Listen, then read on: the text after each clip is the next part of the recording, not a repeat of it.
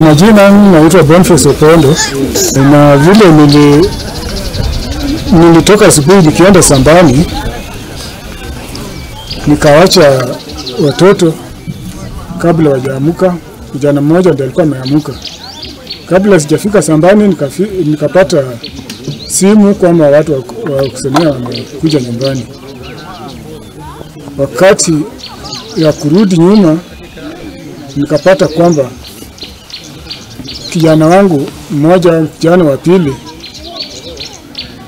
alikanyagwa na gari ya polisi katika gate akafa. Akamkimbiza hadi hospitalini. Wakati nilifuatilia, nikifika hospitalini nikapata amekufa.